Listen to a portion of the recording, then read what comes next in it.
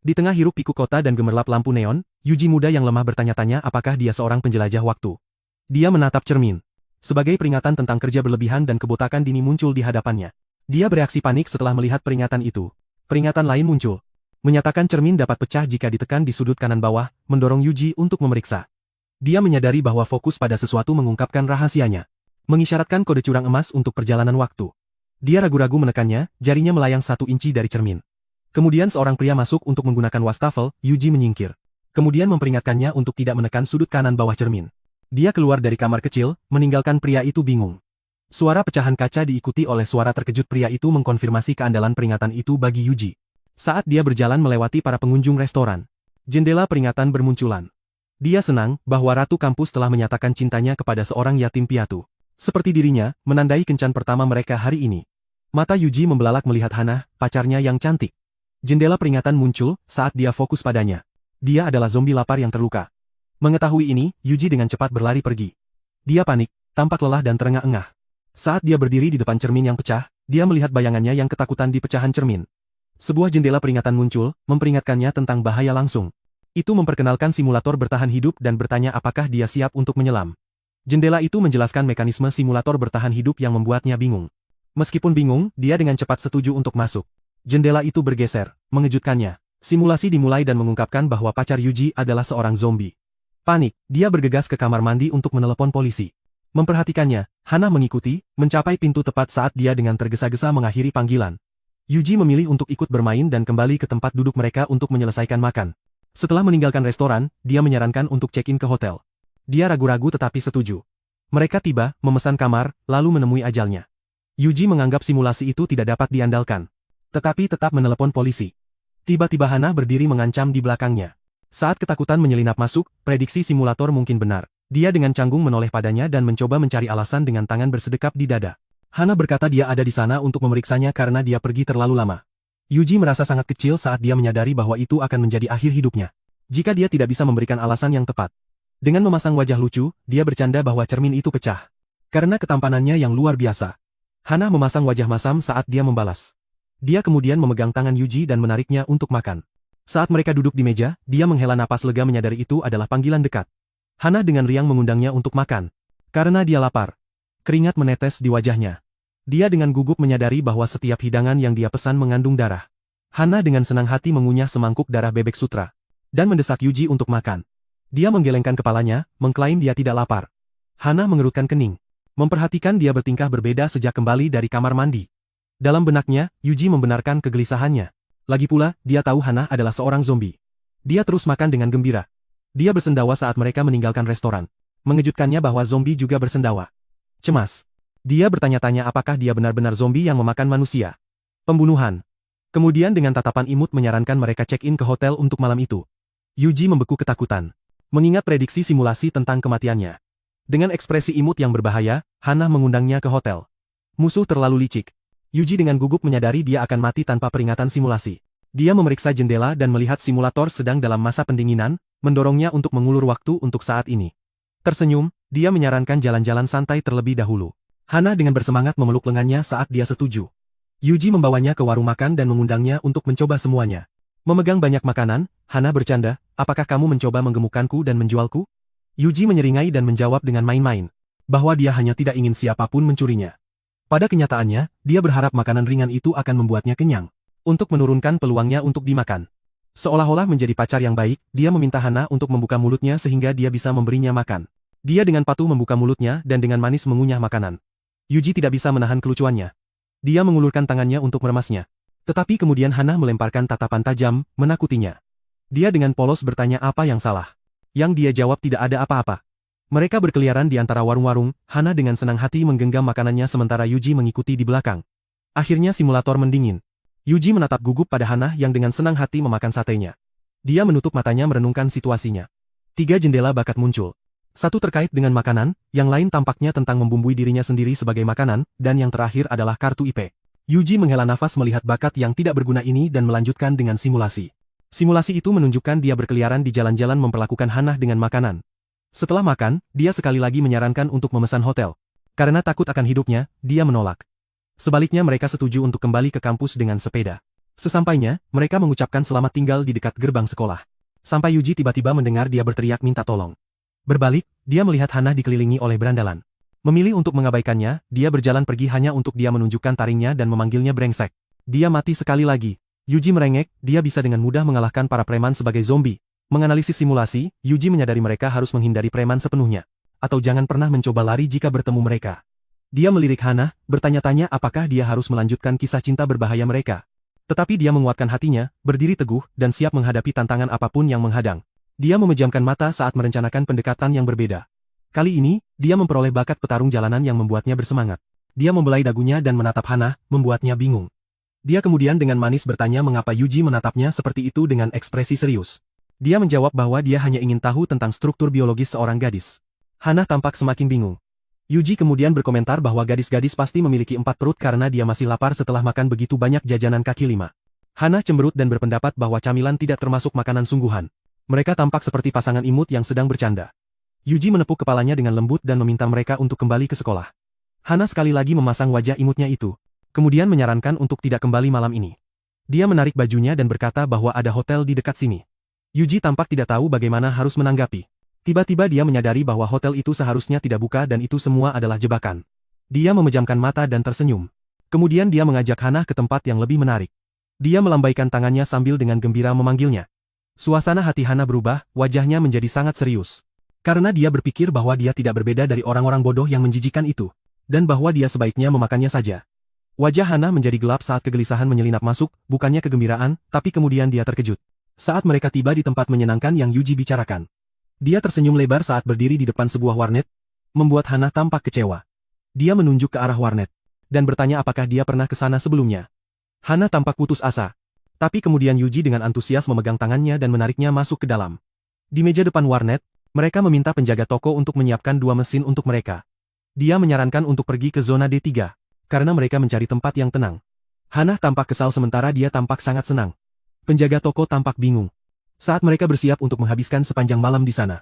Hana sangat marah sehingga dia ingin menggigit seseorang sekarang. Yuji kemudian bertanya padanya apakah dia tertarik untuk bermain game. Yang dia jawab bahwa dia tidak akan bermain.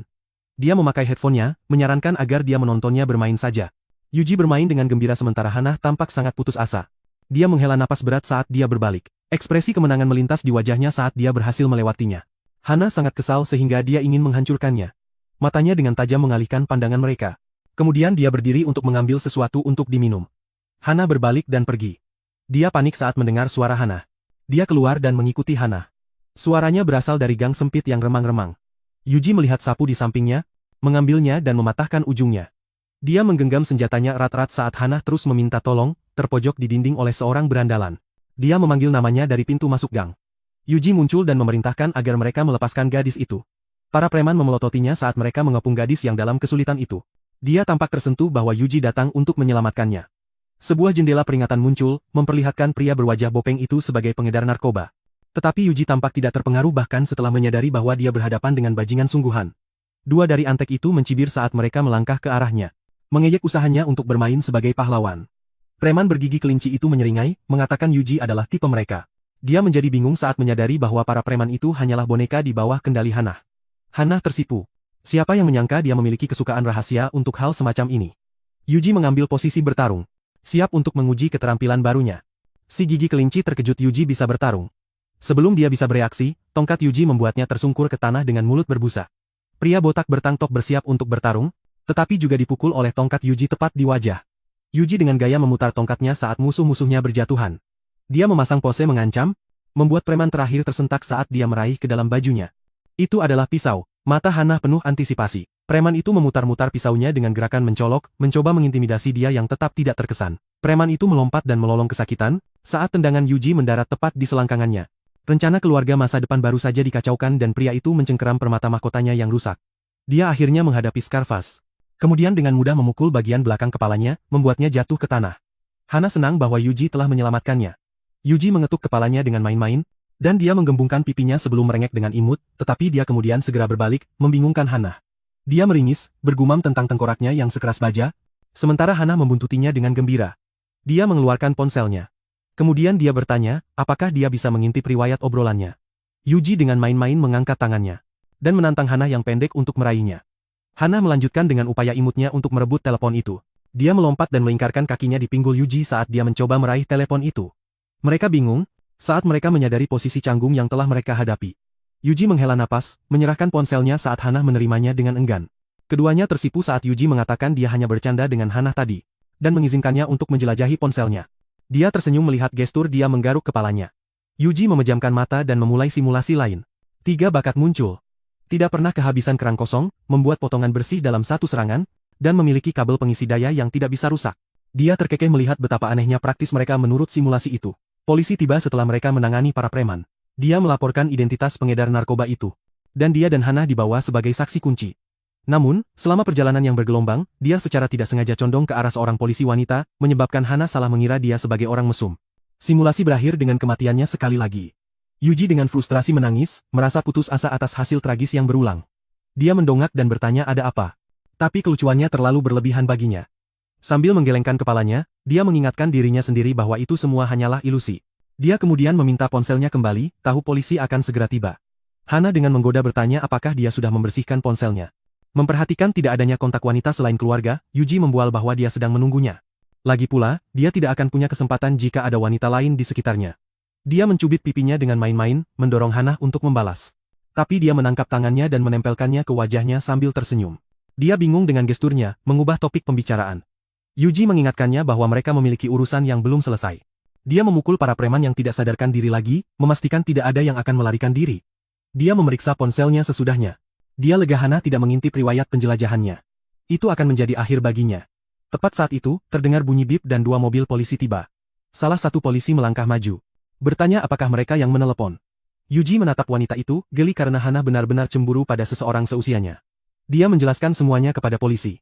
Sementara seorang petugas terkejut bahwa Yuji telah mengalahkan mereka sendirian, dia mengakui dia menggunakan tongkat dan membiarkan mereka memeriksa tempat kejadian sementara mereka membuat catatan.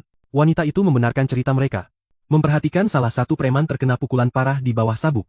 Petugas lain meminta mereka untuk menunggu dan Yuji mengambil kesempatan untuk memulai simulasi lain.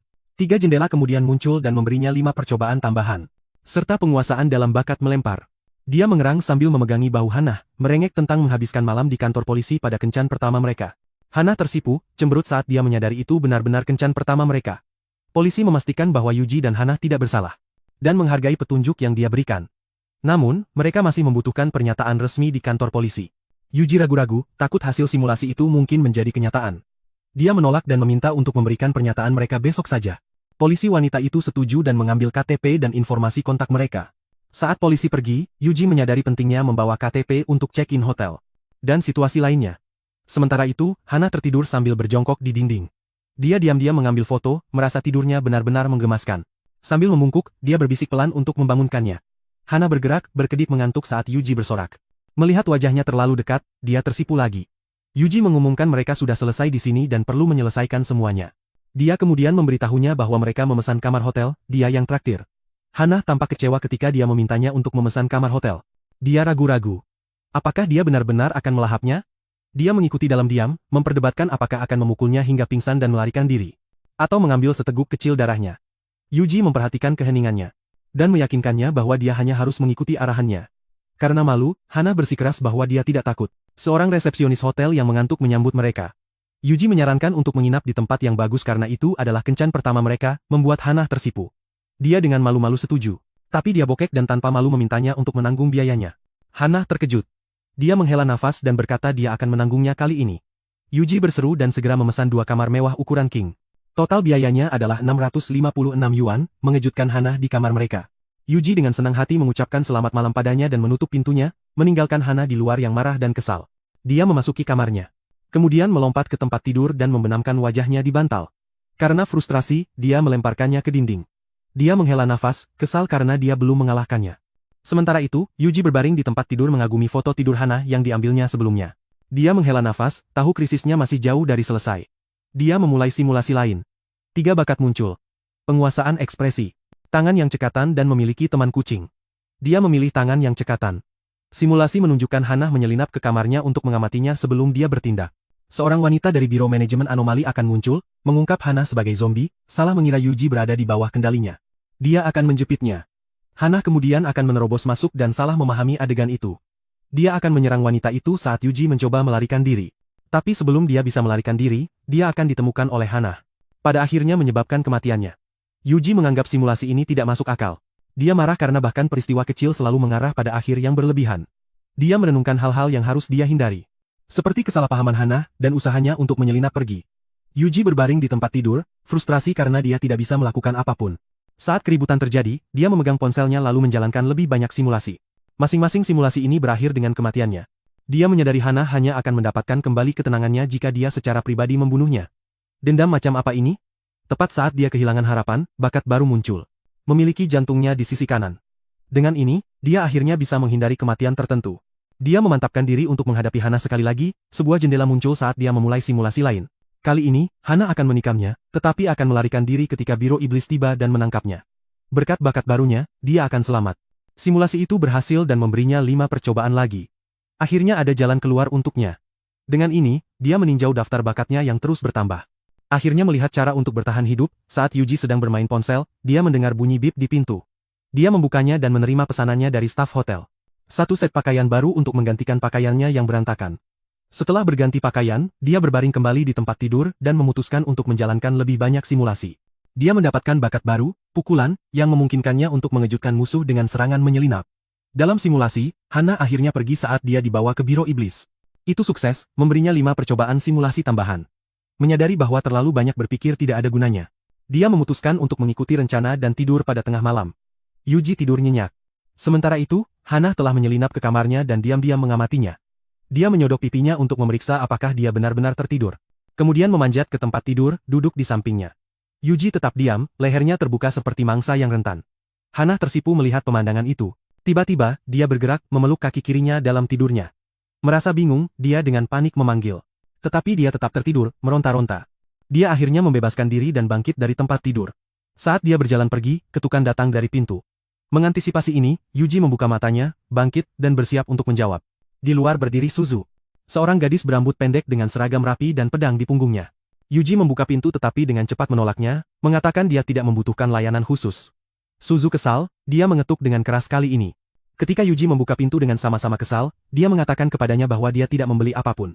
Sebelum dia bisa menutupnya, dia menghalangi dengan kakinya. Suzu menjelaskan bahwa dia dari Biro Iblis. Dan sedang dalam penyelidikan. Yuji menatap kredensialnya. Kemudian menutup pintu lagi, menyebutnya cosplayer. Kehilangan kesabarannya, Suzu menendang pintu dengan keras. Kebisingan itu mencapai Hana di kamar sebelah, penasaran. Dia melangkah keluar dan melihat Suzu dengan marah menuntut Yuji untuk membuka. Suzu menendang lagi, memaksa pintu terbuka dan menakuti Yuji. Hana mengenali Suzu, sementara yang terakhir juga mengenalinya. Saat Yuji panik, mata Hana bersinar merah tua saat dia memamerkan taringnya, cakar tajamnya menonjol. Suzu segera menghunus pedangnya. Hana menerjang, tetapi Suzu memblokir dengan pedangnya. Yuji mencoba untuk campur tangan, tetapi kedua gadis itu menyuruhnya untuk mundur. Memutuskan untuk tidak berdebat. Dia menarik barang-barangnya ke arah pintu dan menyelinap pergi. Mata Suzu terbakar dengan intensitas. Kemudian dia melepaskan rentetan serangan pedang. Hana, bagaimanapun, tampak patah hati karena dia melarikan diri. Dia bergumam bahwa mereka semua pantas mati. Tetapi Yuji sebenarnya tidak melarikan diri. Dia kembali untuk membantu Hana. Hana berbalik kaget, sementara Suzu memperhatikan auranya melemah. Kemudian Yuji melemparkan sebotol beras ketan. Suzu menebas botol itu, melepaskan bau busuk. Dia tersedak dan sekarang tertutup beras ketan. Dengan marah dia menuntut untuk tahu apa yang Yuji lakukan. Dia hanya menyuruhnya untuk tidak menyakiti Hana, mengejutkan mereka berdua. Beberapa nasi memercik ke wajah Hana. Dia tampak terluka, tetapi Yuji tidak menyadari bahwa dia adalah zombie. Memegang sekaleng, dia menekan tombol lift. Dia menutupi hidungnya saat dia membuka kaleng itu. Dia kemudian melemparkannya dengan seringai jahat. Dia menyatakan sudah waktunya bagi dunia untuk menderita saat pintu lift tertutup. Isi kaleng yang menjijikkan menumpuk di lantai. Baunya sangat tak tertahankan sehingga Suzu dan Hana berhenti berkelahi dan setuju untuk melarikan diri. Di lobi, resepsionis hotel menyaksikan situasi itu terungkap di kamera keamanan. Yuji tiba di lantai dasar melalui lift. Resepsionis khawatir bertanya apa yang terjadi. Yuji meyakinkan mereka bahwa semuanya baik-baik saja untuk saat ini. Tetapi memperingatkan mereka bahwa mereka perlu dievakuasi sebelum kedua orang di atas melompat turun. Resepsionis tidak percaya. Tetapi Yuji berjalan pergi hanya meninggalkan peringatan. Kaca pecah saat Hana dan Suzu melompat keluar jendela. Mendarat tepat di depan Yuji. Hana menyuruhnya untuk ikut dengannya. Tetapi Suzu mengayunkan pedangnya, menolak untuk membiarkannya berburu manusia. Mencengkeram kerah Yuji, Suzu bersikeras dia tetap bersamanya untuk bertahan hidup. Dia lari membawanya, meninggalkan Hana yang marah. Matanya bersinar merah, saat dia menuntut Suzu mengembalikan Yuji. Saat Suzu membawanya, Yuji mencoba menjelaskan kesalahpahaman itu. Suzu kesal, berpikir dia telah disihir. Dia melepaskan tebasan tangan di lehernya. Penglihatannya kabur sebelum dia pingsan. Suzu berdiri tegak, pedang di tangan, memancarkan ancaman. Melihat Yuji terluka, Hana sangat marah, memicu ingatannya tentang orang yang dicintai yang hilang. Auranya berubah saat dia mengamuk. Tanduk dan cakar muncul, air mata mengalir dari mata merahnya. Dia menerjang Suzu yang mengayunkan pedangnya sebagai tanggapan. Pakaian Hana robek tetapi tidak terpengaruh. Dia menyerang Suzu yang mampu memblokir. Tetapi Hana berada dalam amarah yang tak terhentikan. Dia melepaskan rentetan tebasan, mendorong Suzu mundur. Terengah-engah, Suzu mengakui kekuatan Hana.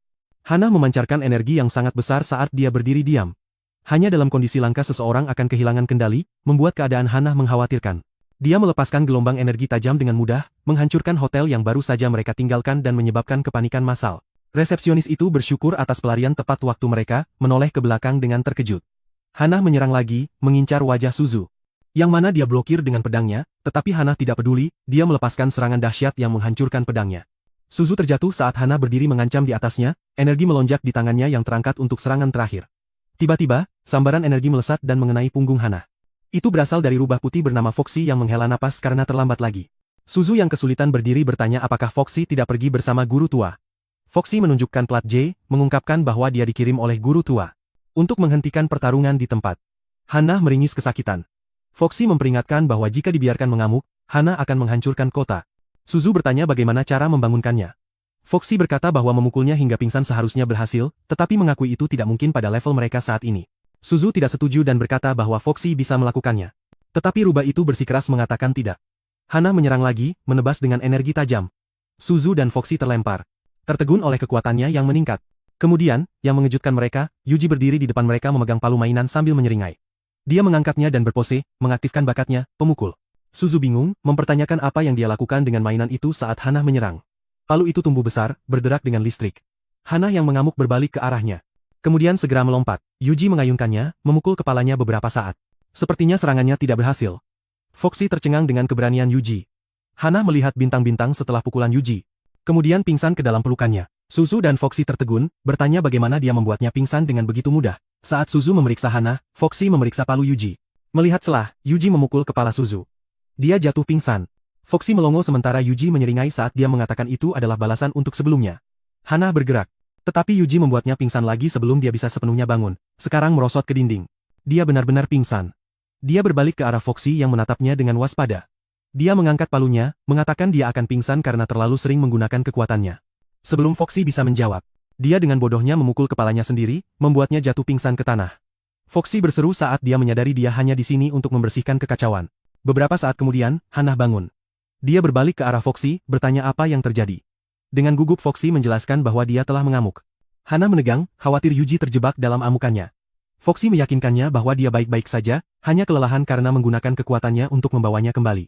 Dia kemudian bertanya apakah Yuji bukan mangsa yang telah dipilih Hana. Hana menepis pertanyaan itu, mengangkat Yuji dalam pelukannya. Foxy keberatan, mengatakan dia tidak bisa begitu saja membawanya pergi. Tatapan Hana membuatnya tersentak saat dia buru-buru menambahkan. Itu adalah perintah orang tua itu. Melemparkan plat jade ke Hana, dia menjelaskan bahwa begitu misterinya terungkap, dia bisa membawa Yuji. Hana memeriksanya. Kemudian memperingatkan Foxy untuk memberitahu orang tua itu bahwa dia akan menghancurkan kuilnya jika dia mengkhianatinya. Dia kemudian menyerahkan Foxy jimat seperti taring, menginstruksikannya untuk memberikannya kepada Yuji dan menjaganya. Foxy menatapnya sementara Hana menambahkan bahwa dia akan menjatuhkannya jika tidak patuh. Rubah itu bingung dengan perhatian Hana yang tidak biasa. Saat Hana pergi, Yuji tiba-tiba mengambil jimat itu. Mengejutkan rubah putih itu, dia bertanya apakah dia tidak pingsan sepanjang waktu. Yuji mengangkat bahu, mengatakan itu tidak aneh untuk bangun setelah pingsan, tetapi Foxy skeptis. Berpikir dia bangun tepat pada saat yang tepat. Yuji kemudian memintanya untuk tidak memberitahu Suzu bahwa dia bangun tanpa peringatan. Dia memukul dirinya sendiri lagi. Foxy menangkapnya di tengah kejatuhan, mengerang bahwa Hana akan membunuhnya jika dia terluka. Tak lama kemudian Suzu bangun sambil batuk. Menyadari Hana telah pergi, dia bertanya apa yang terjadi. Foxy menjelaskan bahwa dia telah pergi atas keputusan guru tua. Suzu menghela napas, berkomentar bahwa Hana hanya pernah mendengarkannya. Kemudian dia melihat Yuji tidak sadarkan diri dan bertanya-tanya apakah dia telah membuatnya pingsan. Foxy dengan gugup membuat alasan, mengatakan dia baru saja membangkitkan kekuatannya dan pingsan karena terlalu sering menggunakannya. Kesal tetapi bertekad, Suzu memutuskan untuk membawa Yuji ke biro iblis. Dia membawanya ke mobil, sementara itu di sebuah bangunan mewah dan megah. Dua pria tua menyesap teh saat yang satu mengenakan kimono mencatat bahwa Hana akhirnya membebaskan diri dari kutukan masa lalunya. Pria berwajah parut itu tidak setuju, meragukan Yuji adalah pasangan yang baik untuknya. Tetua berkimono itu terkekeh, mengungkapkan bahwa dia telah melakukan peramalan pada Yuji. Hanya untuk menemukan dia tidak bisa melihat masa depannya. Penasaran, dia memerintahkan Yuji untuk dibawa ke biro iblis. Kemudian di biro, Suzu mencoba membujuk Yuji untuk bergabung, duduk dengan angkuh. Dia menunjukkan bahwa organisasi semacam itu seharusnya rahasia. Suzu menjelaskan bahwa mereka adalah badan pemerintah yang transparan, hanya bersembunyi dari warga biasa. Dia juga mengungkapkan bahwa mereka memiliki pengetahuan dan sumber daya kultivasi terluas di seluruh Cina. Yuji menyeringai jika bergabung berarti tumbuh lebih kuat dari dirinya saat ini. Yuji dengan hati-hati membolak-balik kontrak dan memindai setiap halaman, prioritas utamanya adalah menjadi lebih kuat dan mengungkap banyak rahasia dunia, tetapi sebelum menyelesaikan apapun, dia membutuhkan jawaban atas beberapa pertanyaan penting. Suzu mendorongnya untuk bertanya, dan dia langsung menanyakan tentang kompensasi dan tunjangan. Suzu terkejut, karena dia tidak menyangka Yuji akan peduli dengan hal-hal materi seperti itu. Yuji hanya menjawab dengan ekspresi nakal. Tidak terpengaruh oleh reaksinya, Suzu yang frustrasi membanting tangannya ke meja, lalu menuntut untuk tahu apakah dia serius ingin menandatangani. Yang mengejutkannya, Yuji mengungkapkan bahwa dia sudah menandatangani kontrak. Mengamati pertukaran itu, Foxy mencatat bahwa karma akhirnya mengejarnya. Setelah penandatanganan kontrak, Suzu mengatakan kepadanya bahwa dia bebas untuk pergi. Suzu memberi Yuji sebuah ide, dan menyuruhnya untuk melapor keesokan paginya untuk tugasnya. Dia kemudian menyuruh Foxy untuk memberikan Yuji pengenalan yang tepat ke dunia supernatural. Suzu lalu melemparkan beberapa kertas ke Foxy, menugaskan esai refleksi diri sepanjang 100.000 kata karena telah merusak sistem basis terakhir kali. Foxy memprotes, menyebut tugas itu tidak masuk akal dan bukan kontes novel. Tidak tergerak, Suzu memperlihatkan jimat berbentuk taring, tiba-tiba mengancam Foxy untuk patuh. Rubah yang marah itu melompat meminta Suzu untuk mengembalikan jimat itu. Suzu mencoba untuk berunding ketika Foxy dengan cepat mencuri jimat itu. Dia memasang ekspresi mengaik, lalu memegangnya dengan kemenangan sambil bertanya apa yang Suzu punya. Suzu tertegun dan bertanya bagaimana dia bisa mengambilnya dengan begitu mudah saat Yuji mengamati tingkah mereka. Dia dengan linglung memeriksa jimat yang diberikan Hanah kepadanya, menyadari signifikansinya. Sementara itu, Foxy bertengger di bahunya, masih menggoda Suzu saat dia memberi isyarat agar mereka pergi. Sebelum melangkah keluar, Yuji ragu-ragu dan berbalik ke Suzu. Dia bertanya ada apa. Yuji menunjukkan bahwa seragamnya berbau amis. Suzu mengendus, memeriksa dirinya sendiri, menyadari bahwa dia memang berbau tidak enak. Dia menjadi sangat malu dan menyalahkan Yuji. Yuji dan Foxy kemudian pergi dengan rubah nakal itu tertawa mengejek Suzu. Keduanya akhirnya tiba di rumah sakit hewan pertama kota Gayaku. Karena penasaran, dia bertanya kepada Foxy apakah dia berasal dari klan kucing. Tersinggung, Foxy membalas dan membandingkan dia dan keluarganya dengan tikus. Tetapi sebelum Yuji bisa menjawab, suara lain menyela. Seorang gadis mirip tikus dengan gaya rambut yang tidak biasa mendengar Foxy dan menuntut permintaan maaf. Dia dan Foxy berhadapan muka dengan gadis tikus itu. Setelah diperiksa lebih dekat, Yuji memperhatikan bahwa dia adalah tikus burung unta yang salah mengira dirinya hanya tikus biasa. Dia menganggapnya agak unik. Foxy tidak terkesan, dengan dingin menyuruh gadis itu pergi. Gadis tikus itu merasa terintimidasi. Yuji mencatat bakat Foxy untuk intimidasi saat gadis itu melarikan diri sambil menangis. Yui memeriksa Foxy. Memicu jendela yang mengungkapkannya sebagai makhluk cerdas misterius. Dia bukan hanya rubah yang bisa berbicara, tetapi Z-Beast legendaris yang memiliki gudang kemampuan misterius yang luas. Bingung, Yuji bertanya-tanya apa yang ada dalam pikiran orang tua itu ketika mempercayakan Foxy kepadanya. Saat mereka terus berjalan, Yuji mendapati dirinya di antara kerumunan di penyeberangan pejalan kaki. Merasa tidak nyaman, Yuji mendengarkan saat Foxy meyakinkannya bahwa dia tidak terlihat, membuatnya tampak seperti dia hanya sedang menelepon di lokasi konfrontasi kemarin. Semuanya normal, kata Foxy. Ingatan kemungkinan besar telah terhapus. Yuji berpikir bahwa dia adalah satu-satunya yang masih ingat apa yang telah terjadi. Akhirnya mereka mencapai kamar hotel Yuji. Begitu dia masuk, dia ambruk di tempat tidur karena kelelahan. Foxy memperhatikan sesuatu di sampingnya dan bertanya apa itu, tetapi Yuji terlalu lelah untuk menjelaskan, hanya menyuruhnya untuk tidak menyentuhnya sebelum tertidur. Beberapa saat kemudian, teriakan panik membangunkannya. Foxy terjerat dalam benang besar yang tidak bisa dia bebaskan. Yuji memotong untayan itu dengan tidak percaya, bertanya-tanya bagaimana dia bisa menghancurkan bangunan namun kesulitan dengan kawat cermin. Frustrasi, Foxy bersikeras dia tidak ingin merusaknya, atau tidak akan ada yang tersisa untuk dimainkan. Menguap, dia menyodok kesulitan kucing Foxy sebelum menyarankan mereka makan. Tiba-tiba Yuji menjadi khawatir. Beberapa jendela peringatan kemudian muncul menunjukkan bahaya yang akan segera menimpanya. Yuji bingung dengan peringatan mendadak itu, menyadari dia sekali lagi dalam bahaya. Foxy memperhatikan dan bertanya apa yang salah. Yuji meminta maaf saat dia memintanya untuk bertahan sebentar. Dia kemudian menutup matanya dan memulai simulasi. Dia melihat bahwa setelah mendapatkan makanan, serangan tak terlihat keluar entah dari mana dan melukai Foxy, yang pada akhirnya menyebabkan kematian mereka berdua. Dia bertanya mengapa harus berakhir seperti ini. Dia mulai menganalisis simulasi tetapi sepertinya tidak dapat menghubungkan petunjuknya. Memeriksa peta, dia mengidentifikasi dua titik mencurigakan di sepanjang rute mereka. Dia juga memperhatikan bahwa kedua pintu keluar benar-benar tertutup di sepanjang rute bolak-balik. Dia kemudian menyadari bahwa bahaya itu pasti muncul setelah mereka meninggalkan tempat barbeque. Foxy dengan santai menyebutkan tempat BBQ itu dijalankan oleh roh burung. Yuji bertanya apakah mereka saling mengenal dan dia menjawab ya. Yuji menganggap pemilik BBQ itu tidak terkait dengan serangan itu. Jendela bakat muncul memberinya kemampuan pisau tersembunyi. Menyemangatinya dengan fungsi luar biasa, dia kemudian menjalankan simulasi lain. Kali ini, saat memasuki gang, entitas terkutuk yang kuat membunuh mereka. Mengakibatkan kegagalan lain, menyadari itu adalah anomali di luar kemampuan Foxy, Yuji beralih ke Foxy, lalu dia bertanya tentang relik hantu. Yang mana dia menjelaskan bahwa agen lapangan menanganinya. Yuji menyimpulkan bahwa agen lapangan adalah orang yang berurusan dengan anomali supernatural. Foxy menggambarkan anomali sebagai makhluk kosmik tak tersentuh yang menyebabkan kehancuran dan bahaya. Dia juga menyebutkan bahwa seseorang harus berdiri teguh atau melarikan diri saat menghadapi anomali. Yuji terkejut, berdiri teguh bahkan menjadi pilihan, menganggap entitas itu tak terkalahkan. Foxy kemudian mengungkapkan bahwa melawan mereka membutuhkan penjangkaran. Dia menjelaskan bahwa penjangkaran membuat entitas dapat diamati, mengungkapkan wujud asli mereka. Dia kemudian menyimpulkan bahwa Foxy dan Hana adalah anomali yang dijangkarkan dengan penjangkaran mirip dengan mengungkapkan bar kesehatan mereka. Foxy berkata dia benar. Tetapi dengan percaya diri mengatakan bahwa hanya seorang jenius seperti dia yang bisa melakukannya. Yuji tampak skeptis tentang klaimnya yang sombong, jadi Foxy mengeluarkan kuas dan kertasnya untuk memberikan demonstrasi. Saat dia mulai menjangkar, dia menjelaskan bahwa entitas mungkin tak tersentuh, tetapi mereka meninggalkan jejak di lingkungan. Dalam waktu singkat dia menyelesaikan gambar cepat Yuji dan mengungkapkannya. Yuji tampak sarkastik saat dia memuji gambar Foxy. Dia menjelaskan bahwa anomali harus disaksikan untuk dijangkarkan dengan teknologi modern yang membantu prosesnya. Dia bertanya tentang jaringan pelacakan untuk relik yang dia konfirmasi, meskipun dia menemukan minatnya yang tiba-tiba mencurigakan. Menyangkal kecurigaannya, Yuji menutup matanya untuk memulai simulasi. Jendela muncul lalu 3 simulasi dijalankan, 2 di antaranya gagal, tetapi 1 memberinya upaya tambahan. Bertekad, dia mengajak Foxy untuk makan dan menangkap anomali di jalan. Foxy bertanya tentang lokasi anomali dan isi tas Yuji. Tetapi dia hanya menyeringai menolak untuk menjawab, menyebutnya kekanak-kanakan. Dia mengikutinya ke gang yang remang-remang. Saat mereka berdiri di depan gang yang menyeramkan, Foxy tidak merasakan sesuatu yang aneh. Memeriksa waktu di teleponnya, Yuji tahu masalah sudah dekat.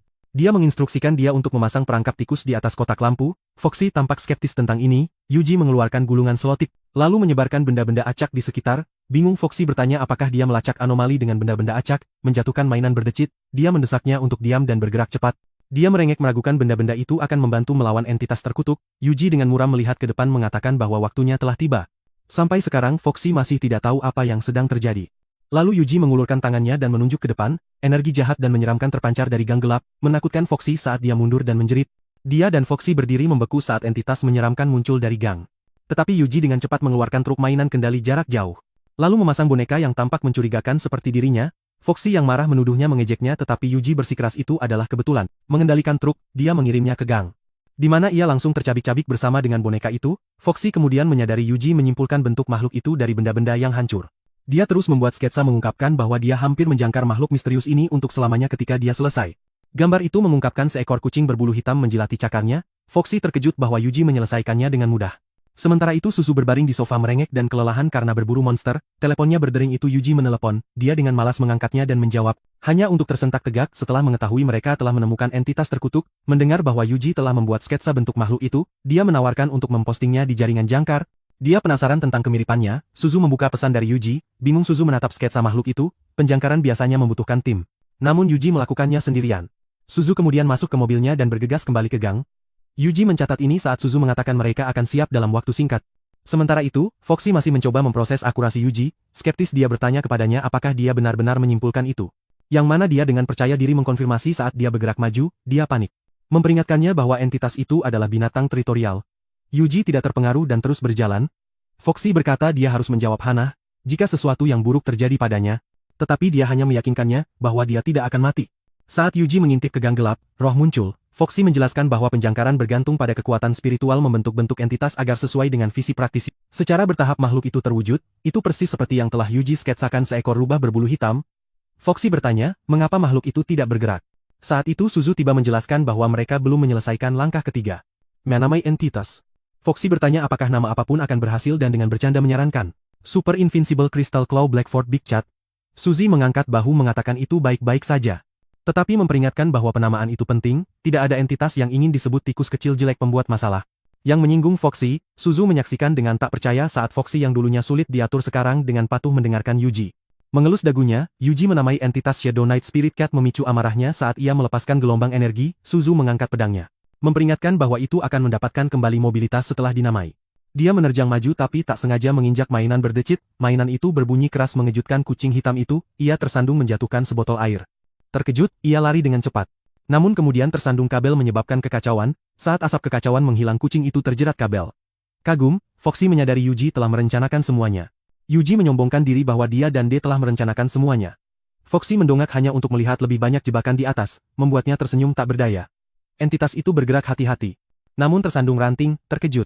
Ia melompat mendarat dengan wajah lebih dulu ke perangkap tikus di kotak lampu. Kucing hitam itu berguling berusaha melepaskan perangkap. Foxy dan Suzu membeku. Kagum dengan jebakan Yuji yang presisi, menyebutnya seorang anak ajaib. Yuji memeriksa jendela bakatnya mengungkapkan kemampuannya, bayangan tersembunyi.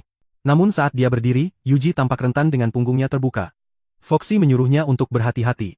Dan memperingatkannya bahwa entitas terkutuk masih bisa menyakitinya bahkan saat tidak terlihat. Tiba-tiba gambar Yuji berkedip. Suzu tidak percaya apa yang dilihatnya. Yuji mengangkat bak mandi kayunya memukul wajah entitas itu dan membuatnya pingsan, memegang makhluk tak sadarkan diri itu. Dia bertanya apa yang harus dilakukan selanjutnya. Terkejut, Suzu mengatakan agen biro sedang dalam perjalanan dengan perangkat penahanan. Sambil menunggu, Yuji bermain di ponselnya menarik minat Foxy. Dia ingin mencoba tetapi sedang memegang entitas itu. Dia melemparkannya ke Suzu lalu meraih telepon saat Yuji menyemangatinya. Suzu sekarang membawa kucing hitam itu. Merengek tentang sikap Foxy. Sementara itu agen Yuji dan Zhao mendapat omelan dari Suzu karena terlambat tiba di gang. Yuji mengintip keluar. Lalu membuka pintu. Zhao berkata Suzu dan Foxy selalu bertengkar. Suzu kesal. Menyuruh mereka untuk bergegas. Yuji membawa perangkat penahan membuat alasan tentang lalu lintas. Namun Suzu tidak mempercayainya. Zhao berkata mereka akan mengambil rute khusus jika itu mendesak. Dia memperkenalkan dirinya kepada Yuji sebagai master ruangan dan Yuji sebagai master formasi. Dia menjabat tangan mereka lalu bertanya bagaimana cara menangkap iblis. Yuji menatap Foxy membuatnya tidak nyaman. Yuji mengangkatnya seperti anak kecil dan meminta pengertian. Yuji mengaktifkan perangkat penahan. Menyegel kucing hitam di dalamnya. Dia menyombongkan diri bahwa itu tampak lusuh tetapi dibuat dengan ahli dengan formasi untuk mendisiplinkan bahkan makhluk keras kepala. Itu bisa mengecilkan ukuran dan kekuatan monster. Dan memiliki kemampuan untuk menekan anomali dan praktisi. Yuji memikirkan Hana bertanya-tanya apakah itu bisa menahan kultivator. Dia kemudian mengangkat tangannya ke udara. Dan menjelaskan mekanisme perangkat tersebut. Zhao menyuruh Yuji untuk naik ke mobil menyebutnya kesempatan untuk merasakan kendaraan baru biro. Foxy bertengger di bahu Yuji. Mendesaknya untuk bergerak. Mereka tiba di garasi biro yang dipenuhi dengan kendaraan pribadi. Di dalam seorang Catwoman dan seorang pria berjas menyambut mereka. Bagaimana membual bahwa pangkalan kota Geakyo adalah yang terkuat. Meskipun bukan yang terbesar. Zhao menimpali menyebutkan tanggung jawab mereka untuk memelihara sumber daya yang dimiliki pangkalan mereka. Dia juga menambahkan bahwa pangkalan kecil sering dihargai karena apa yang ada di bawahnya. Yuji mengagumi tempat-tempat yang mereka kunjungi. Tak lama kemudian mereka keluar dari mobil. Mereka akhirnya tiba di tempat tinggal 5 tim aksi. Tim 1 adalah pusat kekuatan, unit penindasan iblis elit. Tim 2 berpatroli di gunung, tim 4 menangani perselisihan supernatural, tim 5 mengelola pertahanan pangkalan dan membuat perlengkapan. Zhao berkata tim 3 adalah serba bisa. Menangani segala macam insiden. Suzu membuka pintu mengatakan Yuji seharusnya mulai besok tetapi mungkin juga mulai sekarang. Bersemangat Yuji bertanya apakah itu berarti bayaran tambahan. Suzu menyeringai mengatakan dia bisa jika dia masih berdiri. Setelah dokumen orientasi, Suzu menyeringai dan mengundang Yuji ke tempat latihan di gym. Yuji melompat ke treadmill. Suzu mengatur kecepatan ke 999 untuk tes stamina dan kecepatan. Itu terlalu cepat sehingga Yuji kesulitan. Kecewa Suzu mencatat bahwa tidak ada yang istimewa dari statistiknya saat dia pingsan. Suzu menyeringai dan menyebutkan lebih banyak tes. Saat Yuji menyadari dia ingin balas dendam, dia menyarankan tes pertempuran terlebih dahulu karena tes mental terlalu melelahkan. Yuji setuju untuk memulai dengan tes pertempuran. Cao Zhao dan Foxy menyaksikan dari monitor terkesan bahwa Yuji menerima pertarungan dengan Suzu. Foxy mencatat keterampilannya dan mengatakan dia mungkin memiliki kesempatan untuk mengalahkan Suzu. Dia juga menambahkan bahwa kalah tidak masalah karena dia hanyalah orang biasa sebelumnya. Suzu menawarkan pertarungan simulasi atau lapangan terbuka. Yuji memilih simulasi. Suzu meraih pedangnya dan bertanya senjata apa yang dia butuhkan. Yuji meminta batu bata, dia bingung. Jadi dia hanya meminta pedang kali ini. Suzu melemparkan pedang kayu padanya. Pertarungan dimulai saat Suzu menyerbu maju. Yuji berbalik dan berlari. Suzu berteriak. Terkejut dengan gerakannya yang tampak pengecut. Tiba-tiba batu bata terbang ke arah kepalanya tetapi dia mampu menghindar. Batu bata lain datang terbang. Dia menebasnya tetapi puing-puing mengenai wajahnya. Yuji memanfaatkan kesempatan ini dan menerjang masuk. Sementara matanya tetap tertutup, dia masih membalas dan melucuti senjatanya dengan percaya diri menyeringai saat dia menganggapnya tidak ada harapan baginya. Namun 3 batu bata terbang lagi dan mengenai wajahnya. Yuji mengangkat tangannya untuk melemparkan yang lain tetapi dia memblokir dengan pedangnya, namun dia memukul tangannya sebagai gantinya. Membuatnya menjatuhkan senjatanya. Cao Zhao dan Foxy mengagumi strategi Yuji. Dia mempermainkan Suzu melemparkan batu bata ke dalam kaleng sarden. Dengan geram, dia melancarkan tendangan dahsyat sambil berteriak dengan marah bahwa itu sudah cukup. Dia berdiri tegak saat menyatakan kekalahannya, membuat Yuji merasa seolah itu benar-benar kekalahannya. Dia pergi untuk berganti pakaian. Dan memanggil Mumu untuk menyiapkan tes berikutnya. Mumu segera menurut. Dia berdiri di hadapan Yuji, bertopeng, dan memperkenalkan dirinya sebagai siluman tikus yang mengendalikan tanaman. Yuji mengenalinya sebagai orang yang sama dari kemarin. Dengan gugup, Mumu menunjukkan penglihatan supernya yang mampu mengenalinya bahkan ketika dia berdandan. Dia kemudian mengikuti di belakang dan mengungkapkan kekagumannya pada Yuji karena telah merepotkan Suzu. Dia memintanya untuk mengajarinya agar dia juga bisa menghajar Suzu karena membuat kamera mengawasi. Suzu terdiam saat dia terus mengoceh tentang memukulinya. Dia menekan sebuah tombol, mengatakan dia akan berduel dengan Momo. Tikus itu panik. Yuji terkekeh, meyakinkan bahwa Suzu tidak akan membunuhnya. Moon masih khawatir saat mereka memasuki ruang tes mental. Di dalam, Yuji melihat sebuah alat yang menyerupai kursi listrik. Kecemasan merayap masuk saat dia mendesis. Mumu menggodanya sambil menyetujui bahwa itu memang terlihat seperti kursi listrik.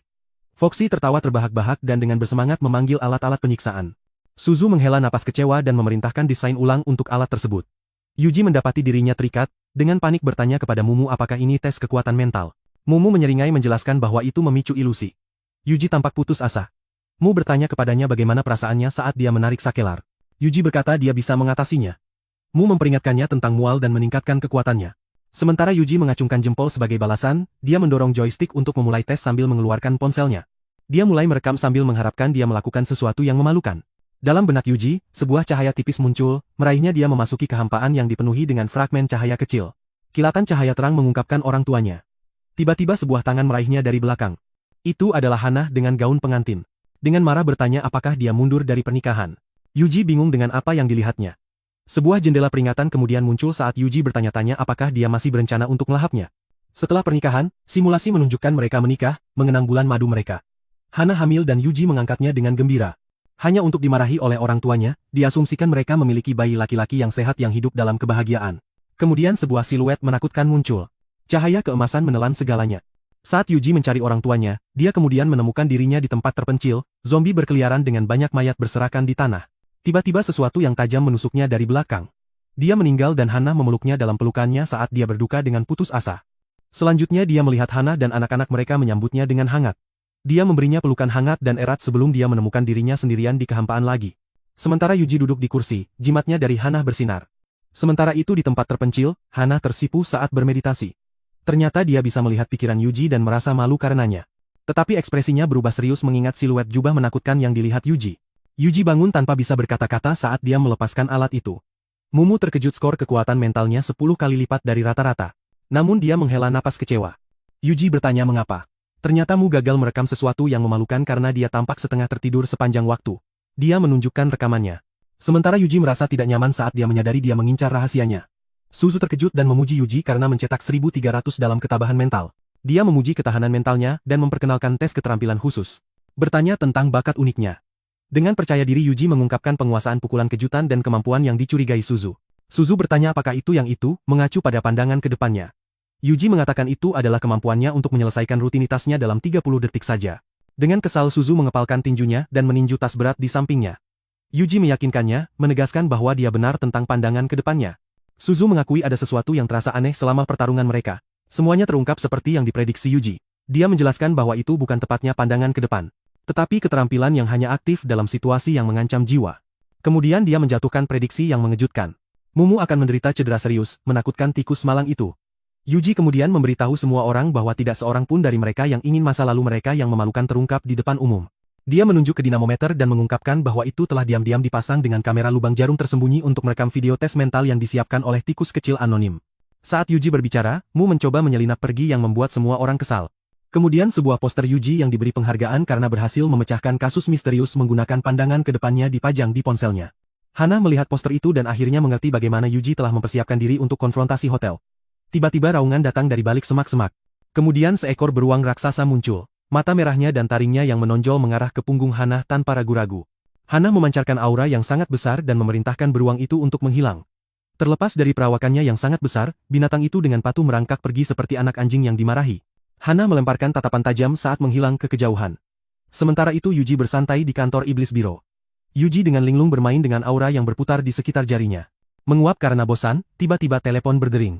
Anggota lain, Yuki, mengangkatnya, lalu berbalik ke arah kelompok sambil mengumumkan misi baru mereka. Yuki menjabarkan situasinya.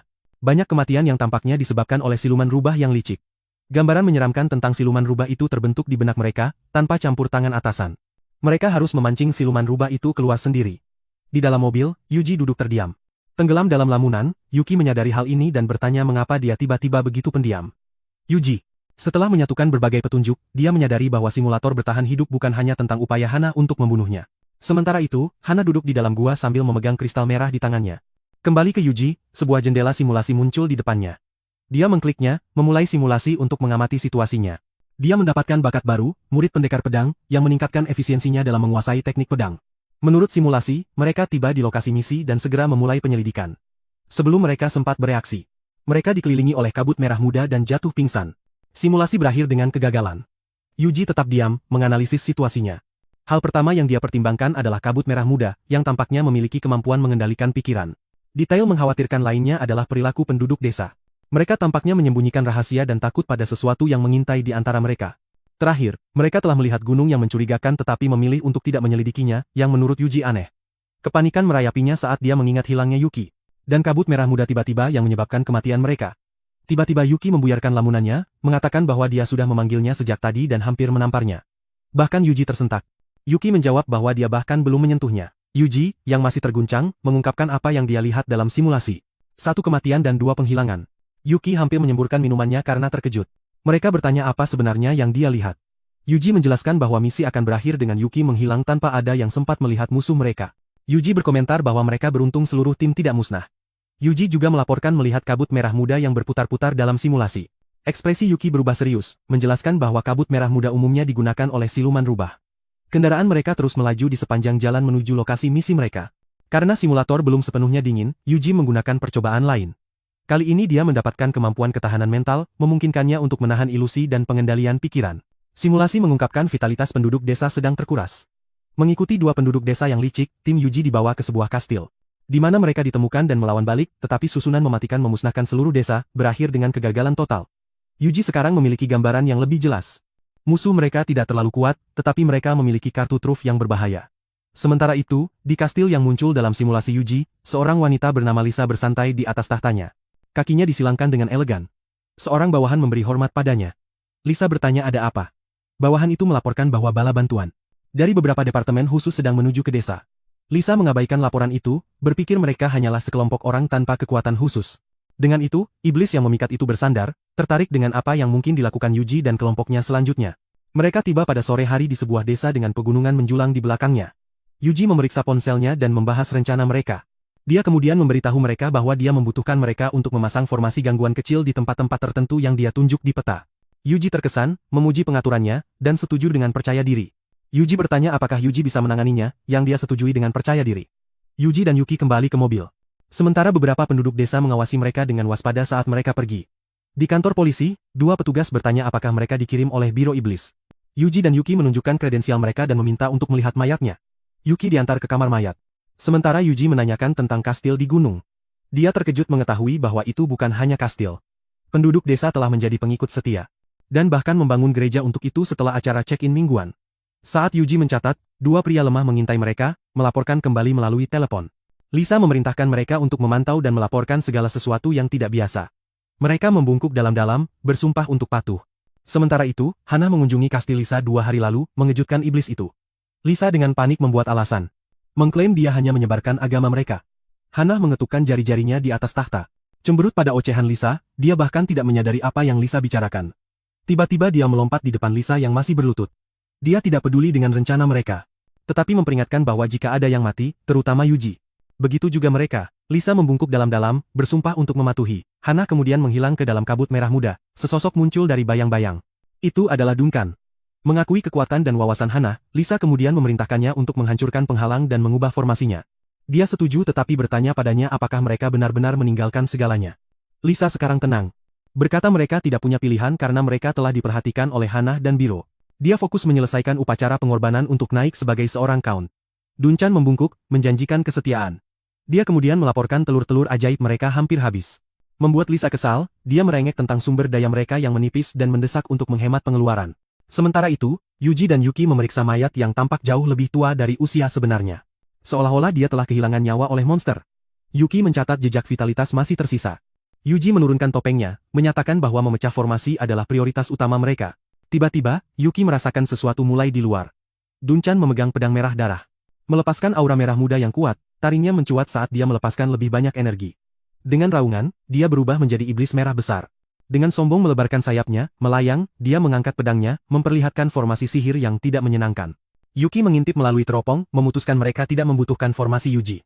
Tiba-tiba, gelombang energi jahat yang sangat besar terasa. Itu berasal dari formasi. Dunchan dengan seringai jahatnya mengangkat pedangnya. Dia akan melepaskan tebasan yang kuat. Tetapi sebuah tangan tiba-tiba menghentikan serangan itu. Tepat sasaran, itu adalah Yuki yang dengan mudah memegang pedang itu dengan ujung jarinya. Dunchan ingin bunuh diri. Saat dia bingung tentang apa yang sedang terjadi, Yuki menyeringai, memamerkan api birunya, bertanya apakah Dunchan berani menggunakan formasi api melawan elemental api. Dunchan sangat marah. Saat dia merasa dipermalukan oleh apa yang dia anggap sebagai semut yang tidak penting, Yuji mengamati kemarahan iblis itu. Dunchan menerjang, meraung ke arah Yuki. Tangan di sakunya, dia menyeringai melihat kegigihan iblis itu. Dia menghindar dengan elegan, tetapi Dunchan tidak mengarah padanya, dia menargetkan Yuji. Yuki terlambat menyadari dan berteriak agar Yuji bergerak. Sebuah ledakan meletus dan teriakan putus asa Yuki bergema.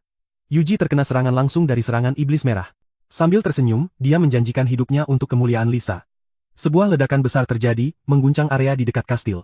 Itu sangat kuat sehingga mencapai Lisa saat dia bersantai di balkonnya. Seolah-olah otaknya mengalami malfungsi selama beberapa detik. Kemudian bertanya untuk apa Dunchan mempertaruhkan nyawanya. Dia kemudian menepis pikirannya dan terbang untuk memeriksa. Tiba-tiba api biru menyembur ke arahnya di udara. Tetapi dia bisa menghindar. Yuki terlihat tenang di permukaan tetapi sebenarnya marah atas kematian Yuji. Melayang, Lisa mengklaim dia tidak ingin terlibat dalam urusan mereka. Tetapi Yuki mengabaikannya, melepaskan lebih banyak api biru menyala-nyala. Itu terbang langsung menuju Lisa yang nyaris tidak menghindarinya. Yuki kemudian membuka tangannya, memancarkan api biru kehancuran yang kuat. Sebagai tanggapan, Lisa melepaskan kabut merah mudanya.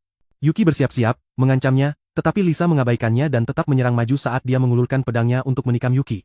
Sesuatu menarik perhatiannya. Sebuah batu bata terbang lurus ke arah mereka. Itu mengenai wajah Yuki, mengejutkan dia dan iblis itu. Yuji berdiri. Tubuhnya berasap panas karena serangan yang dia terima. Dia kemudian pingsan sementara Yuki menangkapnya. Lisa merasa lega melihat Yuji hidup. Karena Hana akan membunuhnya jika tidak. Dia kemudian berbalik untuk melarikan diri. Yuji menahan luka-lukanya, meminta bantuan Yuki, berpikir dia punya satu. Lisa mengaktifkan ritual pengorbanan. Gelombang energi berputar dari tubuhnya. Tetapi energinya terkuras alih-alih mendapatkan kekuatan. Tertegun, Yuji berterima kasih padanya atas dorongan gratis itu. Dia menuntut penjelasan dan Yuji dengan sombong mengungkapkan dia mengubah formasi. Memaksanya untuk mentransfer energi ke Yuji alih-alih mengambilnya. Sebuah penghalang kemudian disulap, menjebaknya. Dia menjerit, berjuang hanya untuk dihancurkan dengan batu bata lain. Dia membawa Lisa yang tidak sadarkan diri sementara Yuki dan Yuji mengambil pengekang. Ditinggal sendirian dengan Succubus, Yuji takut akan murka Hana jika dia tahu. Di dalam mobil, Lisa bangun dan melihat Yuji di teleponnya. Dia mencoba menyelinap keluar tetapi indera tajam Yuji tidak membiarkannya pergi. Menyerah, dia duduk dengan tenang. Dia masih di teleponnya, tampaknya tidak memperhatikannya.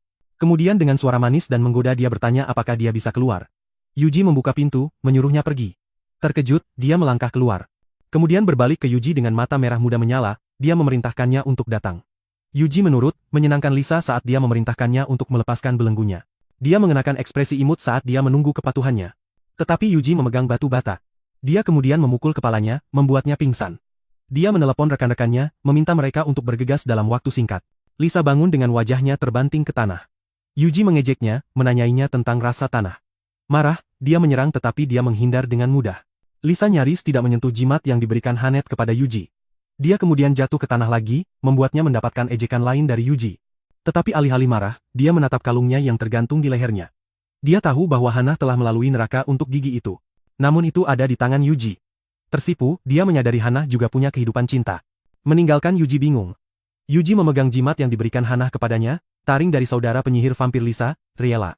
Dia bingung dengan vampir dan Succubus yang bersaudara. Lisa menawarkan untuk mengungkapkan rahasia utama keluarga Spender jika dia membantunya mengalahkan Riela. Sebaliknya, Yuji menyelipkan jimat itu. Kemudian memukul Lisa dengan batu bata di bagian belakang kepalanya. Dia kemudian menyimpulkan bahwa cedera Hana sebelumnya mungkin dari Lisa. Yuji dan Yuki kembali dengan peralatan yang diperlukan, mengungkapkan cakram formasi yang terukir dengan susunan sebelum Yuji. Mereka kemudian menuju ke Biro Iblis. Di sana Foxy merengek karena ditinggalkan tetapi Yuji mengingatkannya bahwa dia sibuk bermain game. Mereka melapor ke Suzu saat mereka membawa kembali Lisa yang tidak sadarkan diri. Suzu bertepuk tangan memuji mereka, dia menyarankan sesi kesadaran penipuan meskipun telah menangkap pelakunya. Kemudian Suzu menasihatinya untuk melaporkan semua temuan dengan segera lain kali ketika Yuji bertanya tentang keluarga Spender.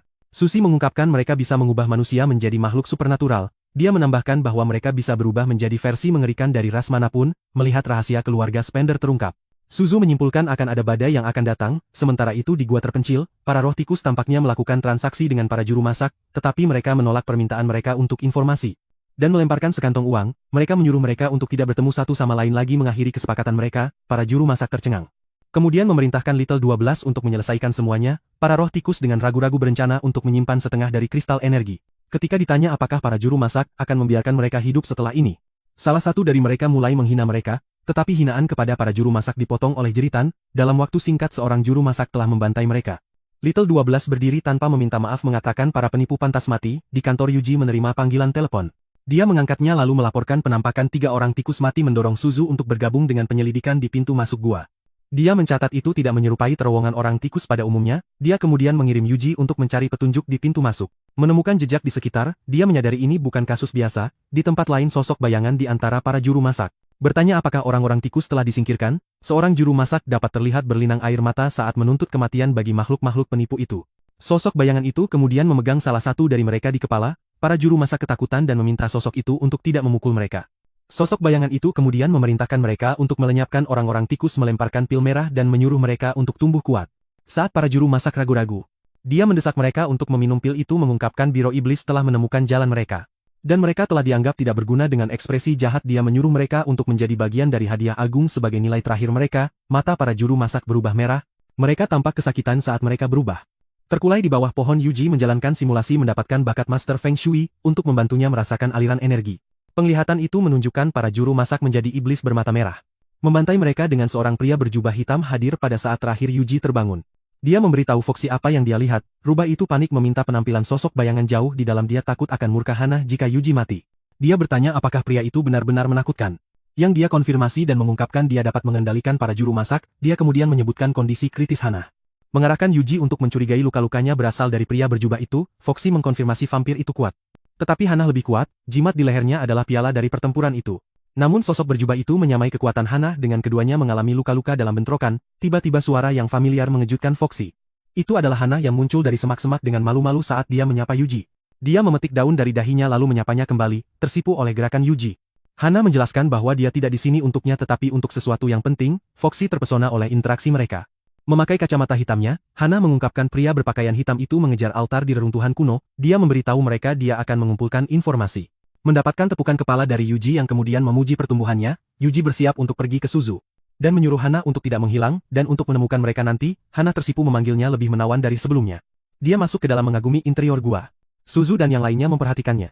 Kemudian Foxy melaporkan kepada Suzu bahwa Hana akan segera tiba. Tiba-tiba seorang pria berambut pirang panjang muncul, Suzu menghunus pedangnya. Pria itu berlari ke arahnya mengklaim dia bukan musuh, dia menjelaskan bahwa tujuan mereka selaras satu sama lain. Dan bahwa dia hanya ada di sana untuk bertemu dengan rekan-rekannya segera dengan mencolok. Dia bergerak di belakangnya dalam sekejap memperingatkan bahwa musuh sebenarnya ada di belakang mereka. Monster humanoid yang tidak menyenangkan muncul dari belakang pasukan bersiap untuk pertempuran yang akan datang, monster humanoid itu bersiap untuk menyerang. Tetapi Suzu segera menikamnya. Namun pedangnya hampir tidak berhasil menggoresnya, melihat bahwa itu kebal terhadap serangan fisik, dia beralih untuk menggunakan sihir petirnya. Awan gelap dan badai listrik terakumulasi di atas kepala monster itu, Suzu menggunakan sihir guntur surgawinya. Memanggil sambaran petir yang sangat besar yang menghantam monster itu secara langsung, ia jatuh ke tanah berasap dan kalah. Saat Yuji berlutut di sampingnya, kulit luar monster itu retak mengungkapkan wajah manusia yang terluka muncul di bawahnya. Yuji tampak khawatir, Suzu menyela menekankan kebutuhan mendesak untuk memprioritaskan mengungkap niat sebenarnya dari musuh. Sementara itu pria berambut pirang itu tampaknya terkejut dengan kemunculan Hana yang tiba-tiba. Dia mengangkat tangannya gemetar ketakutan saat dia mengatakan padanya dia tidak bermaksud jahat. Hana menjawab dengan tepukan bahu menunjukkan nol minat pada apapun rencana mereka. Dia kemudian memelototi pria itu dengan mengancam mengintimidasi itu, pria itu gemetar saat dia berkomentar tentang dia tidak berguna. Dan mengambil bulu dari dia, Hana kemudian berjalan pergi. Saat dia mencapai tujuannya, dia mengangkat kakinya dan menghentak di tengah lantai. Lantai itu jebol, memperlihatkan sebagian formasi arai. Hana berdiri di atasnya, ritual darah sesuai dengan yang dia harapkan. Dia kemudian berlari cepat, tahu bahwa bahaya mengintai di sekitar Yuji. Di dalam Suzu memberitahu timnya bahwa dia baru saja mendengar suara sayap mengepak, sehelai bulu jatuh menari di udara. Itu berasal dari seorang pria misterius dengan sayap dan rambut merah, seluruh tubuh dan wajahnya ditutupi perban. Yuji mengeluarkan belatinya, skeptis terhadap identitas pria itu. Pria itu tidak menjawab dan malah mengangkat jarinya. Membentuk cahaya di ujung jarinya, dinding di belakang Yuji tiba-tiba hancur, membuatnya terkejut. Yuji segera memanggil semua orang untuk berkumpul di sekelilingnya.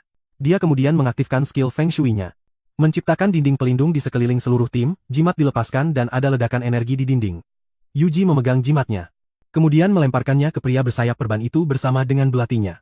Yuji menerjang dan menyatakan, saatnya beraksi. Dia mengaktifkan skill backstab-nya, berhasil menembus dada pria itu.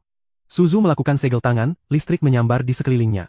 Petir kemudian mulai mengelilingi pria bersayap perban itu dan menghantamnya, membuatnya berlutut di lantai dengan sayapnya hancur. Foxy mengatakan bahwa tidak mungkin dia selamat dari serangan itu. Namun kemudian pria itu mulai memancarkan energi kuning di sekelilingnya. Melihat ini, Suzu tahu bahwa dia berasal dari klan Phoenix. Dia dilalap dalam apinya sendiri saat Suzu mengungkapkan bahwa dia saat ini dalam keadaan nirvana. Saat api mereda, sosok pria telanjang terlihat, perbannya yang sebelumnya hilang. Yuji ingat bahwa kelahiran kembali pria itu seharusnya membuatnya keluar dari keadaan mengamuknya. Namun Suzu menyarankannya untuk tetap waspada. Dengan senyum aneh di wajahnya, dia bertanya kepada mereka apakah mereka yang membawanya ke keadaan nirvana. Yuji menjawab dengan pertanyaan lain. Bertanya apakah dia akan berterima kasih kepada mereka untuk itu. Pria itu mengangkat tangannya dan memanggil bola api, mengatakan dia berterima kasih tetapi tidak punya apa-apa yang baik untuk diberikan kepada mereka. Karena mereka berasal dari Biro Urusan Supernatural. Menghindari kehancuran apinya, Yuji bertanya tentang hubungan pria itu dengan pria berjubah hitam. Pria Phoenix itu menjawab itu hanya untuk bisnis, mengungkapkan ketidaksukaannya terhadap mereka. Yuji menatap Foxy, mengatakan padanya sudah waktunya untuk memainkan kartu trufnya. Foxy dengan percaya diri berdiri di bahunya. Memberitahu Yuji bahwa dia akan menghadapi pria Phoenix itu sesuai permintaannya. Foxy menutup matanya dan sepertinya akan melepaskan serangan khusus.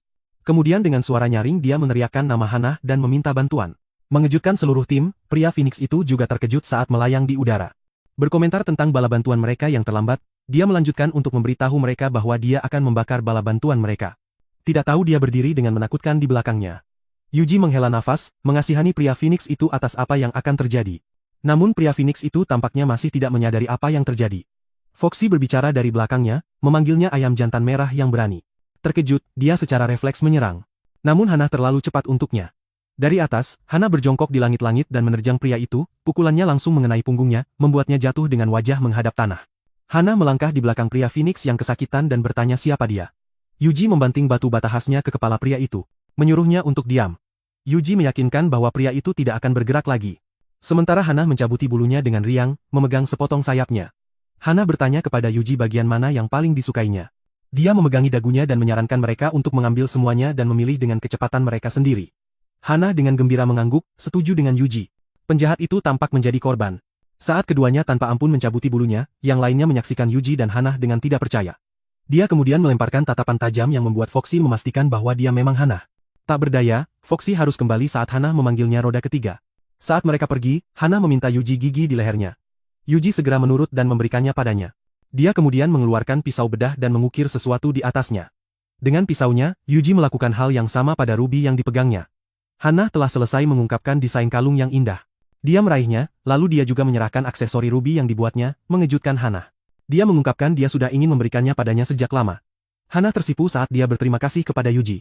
Dia kemudian mengangkat tangannya, mencoba memasangkan kalung itu di lehernya.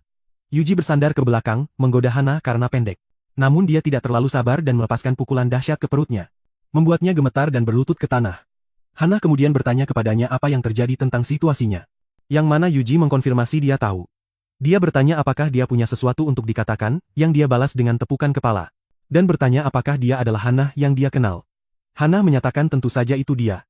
Yuji tersenyum saat dia mengatakan padanya bahwa dia pasti sudah tahu tentang kemampuannya. Dan bertanya kapan dia mungkin tahu bahwa dia adalah zombie. Hana menyadari bahwa dia tahu sejak awal.